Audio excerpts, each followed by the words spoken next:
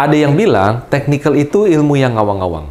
Harga naik, bisa naik terus, bisa digoreng, dan lain segala macamnya. Tapi ada yang bilang juga fundamental itu nggak sedalam itu yang dianalisa kebanyakan orang. Jadi analisa fundamental hanya kulitnya aja. Nah, tapi faktanya adalah laba perusahaan bisa naik. Fakta lain adalah harga saham juga bisa naik. Jadi bagaimana kita menyikapi kedua ini? Jangan sampai kita sebagai trader terlalu berat ke kubu salah satu dan kita lupa dengan hal-hal yang terpenting dalam analisa saham. Di video kali ini kita akan bahas mengenai bagaimana kita melihat bahwa ada momen di mana analisa teknikal dan fundamental itu tidak nyambung, tidak sinkron. Tapi pada akhirnya bisa jadi sinkron. Entah benar atau entah jadinya ternyata memang salah. Bersama saya, Rio Rizaldi. Thank you untuk teman-teman yang sudah subscribe channel ini. Untuk yang belum, buruan subscribe karena kita akan selalu memberikan video-video edukasi yang sangat bermanfaat untuk Anda setiap minggunya. Satu video, berjuta manfaat.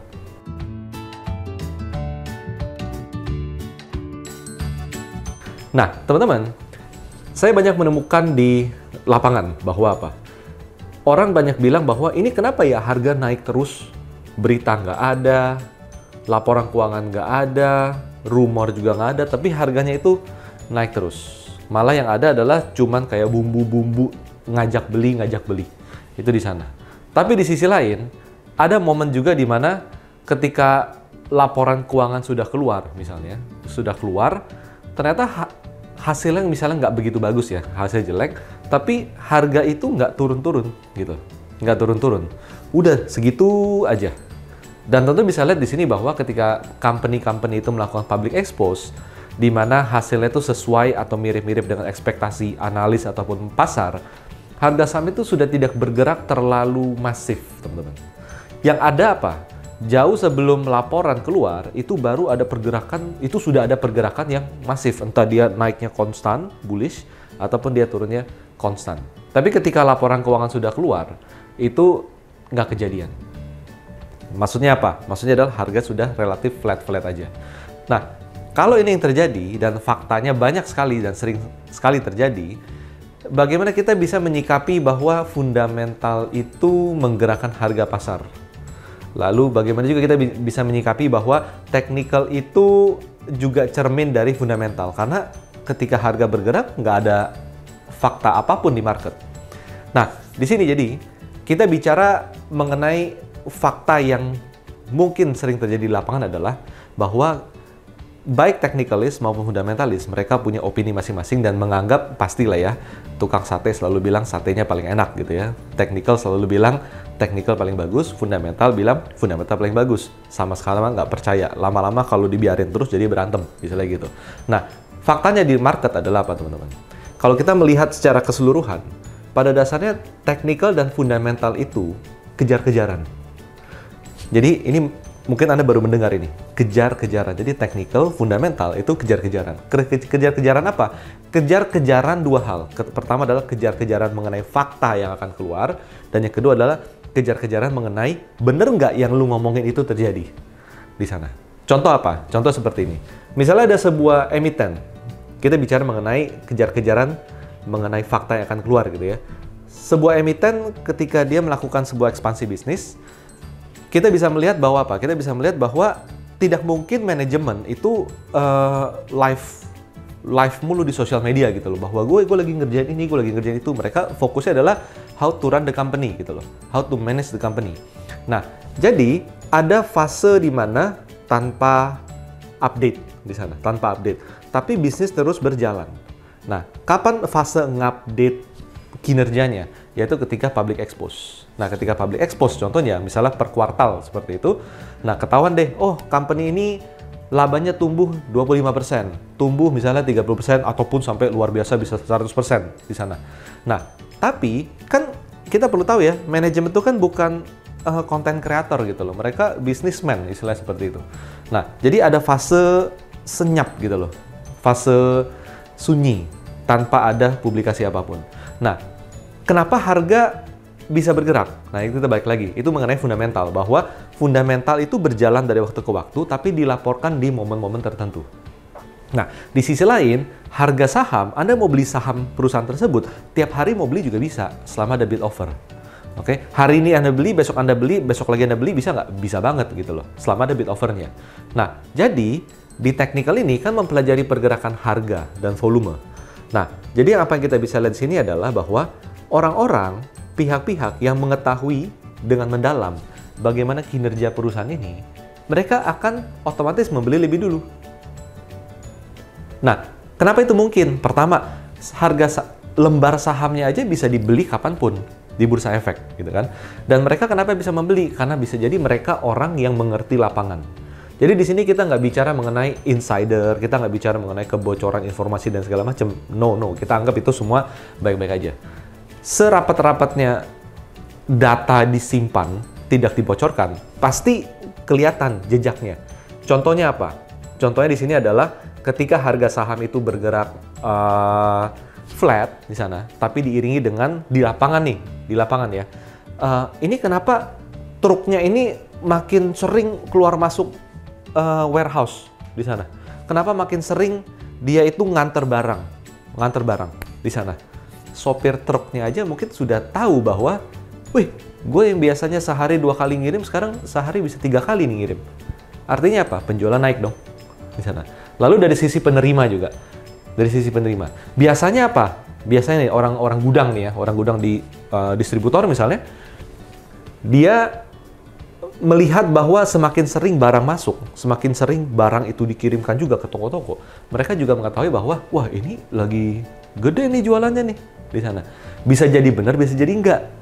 Kenapa? Bisa jadi, contohnya armada pengiriman dikurangin, jadi mau nggak mau sopir itu mengirim lebih banyak misalnya, atau misalnya warehouse-nya dikurangin, jadi kita merasa bahwa barang masuknya lebih sering di sana. Nah, jadi ada dua nih teman-teman, beneran penjualan naik atau ternyata ada hal lain yang terjadi, misalnya downsizing. Nah, tapi kan di sini yang di lapangan akan mengetahui dan punya common sense yang lebih tajam daripada yang di kantor kan di sana. Apalagi kita nih teman-teman trader, pebisnis, wirausaha, karyawan, profesional, ibu rumah tangga, pensiunan. Ketika kita nganalisa, kita nggak tahu dengan kondisi lapangan tersebut. Tapi pihak dari lapangan, orang-orang lapangan istilahnya, atau yang menguasai lapangan, atau mereka yang punya market research di sana, mereka tahu lebih dulu apa yang sedang terjadi. Nah, kalau dianggap, nah teman-teman, di technical ini kenapa saya bilang ini kejar-kejaran?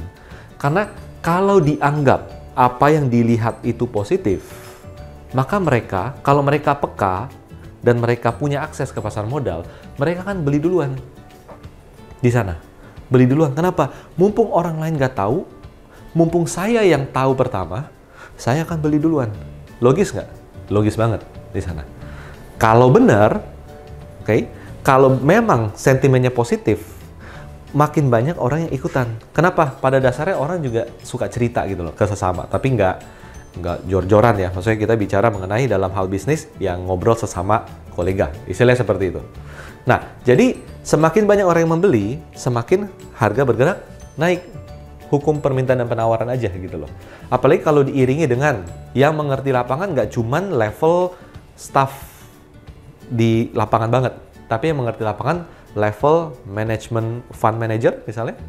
Ya nggak, fund manager yang mereka memang punya divisi khusus yang menganalisa sektor tertentu, mereka bisa membeli lebih cepat, lebih awal, dan lebih banyak daripada perorangan yang beli. Nah, ujung-ujungnya apa teman-teman? Ujung-ujungnya adalah ketika mereka melakukan pembelian, mereka menghadapi kondisi di mana harusnya ini akan bagus. Saya akan beli duluan. Nah, masalah di sini adalah beneran nggak akan bagus? Atau ternyata biasa-biasa aja? Karena mereka lagi downsizing jumlah armada, vendor transportasinya misalnya. Atau mereka mengurangi misalnya distributornya misalnya. Sehingga barang jadi lebih terfokus di beberapa saja, seperti itu. Nah, itulah yang menjadi tanda tanya di sana. Dan saya rasa teman-teman nggak mungkin tiba-tiba datang ke company tersebut dan langsung mewawancari manajemen dan segala macam. Kenapa? Karena mereka pasti ada sesi tertentu. Baik dari investor relation-nya, atau mungkin dari public expose-nya, atau mungkin mereka melakukan roadshow. Nah, jadi teman-teman, ketika kita punya opini, kita dalam hal trader di pasar modal ataupun investor, kita punya opini dengan landasan misalnya ini akan semakin baik, nah kita cenderung akan membeli lebih awal di sana. Nah, jadi pasti ada momen di mana technical dan fundamental Fundamental dalam arti laporan keuangan itu nggak sinkron, teman-teman. Di sana. Nggak sinkron karena apa? Karena fundamental laporannya keluar per 3 bulan sekali di sana. Tapi kalau harga saham itu tiap hari kita bisa beli di sana. Nah, jadi ketika kita balik dulu ke very basic ya, kita bicara orang lapangan lagi. Ketika orang lapangan menyadari bahwa ini kok sepi ya, makin lama makin sepi, yang beli makin dikit, yang nganter makin dikit, wah kayak jelek nih. Nah, kalau mereka peka dan mereka punya akses ke pasar modal, mereka akan jual atau nggak akan mau beli. Tadinya mau beli jadi nggak beli di sana. Oke, tapi kalau di lapangan terlihat bahwa ini kok makin bagus, maka orang akan berbondong-bondong untuk memulai pembelian di sana. Dan biasanya pembelian yang masif itu akan ada kalau ada istilahnya dana besar yang masuk. Dan kita harus ingat dana besar ini jangan ujung-ujungnya kita bicara bandar segala macam. Enggak, mereka tuh intelektual di sana. Intelektual yang mengerti lapangan atau mungkin punya orang di lapangan atau bisnisnya pun bersinggungan dengan bisnis yang ada di lapangan tersebut, dari emiten tersebut. Mereka pasti bisa apa? Mereka pasti bisa take action lebih awal. Berbeda dengan kita yang mungkin kantoran atau kita misalnya freelancer misalnya, atau kita misalnya pensiunan, kita nggak punya akses ke sana. Nah, jadi teman-teman, adanya ketidakseimbangan antara periode informasi fundamental dengan akses yang ada setiap saat di pasar modal, itu yang membuat kondisi bahwa fundamental dan teknikal itu tidak selaras. Dan kita sebut di sini adalah kejar-kejaran. Kejar-kejaran dalam arti harga mengejar fundamental yang nanti akan disampaikan. Apakah itu bagus, maka harga cenderung akan naik, atau itu jelek, maka harga cenderung akan turun. Atau kejar-kejaran bahwa apa? Lu orang salah. Yang ngira bahwa ini akan bagus pada beli, ternyata faktanya gue nggak sebagus itu. Labanya flat-flat aja, atau malah sedang menurun di sana. Tapi karena downsizing gitu ya dari vendor transportasi atau warehousing, membuat orang-orang lapangan ngerasa bahwa gila, ini makin lama makin sering nih saya nganter. Padahal kenapa jumlah armada tadinya 10 jadi tinggal 3, istilahnya seperti itu. Warehouse-nya juga sama. Nah, jadi itulah dinamika pasar modal, teman-teman. Bahwa technical dan fundamental tuh kejar-kejaran. Nah, kesimpulannya sebenarnya, apa yang mereka kejar? Dalam arti harfiah ya, apa yang technical dan fundamental kejar di sana?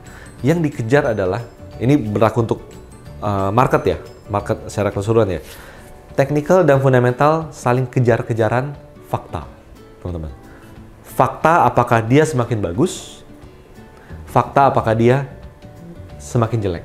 Dan dari fundamental pun juga sama, dengan melakukan proyeksi, apakah faktanya adalah manajemen mampu mengangkat kinerja perusahaan atau manajemen ternyata gagal mengangkat kinerja perusahaan. Jadi ada yang ditunggu-tunggu baik dari fundamental maupun dari teknikal. Teman-teman, seberapa sering Anda melihat pergerakan harga saham tidak atau nggak nyambung dengan laporan keuangan atau fundamentalnya?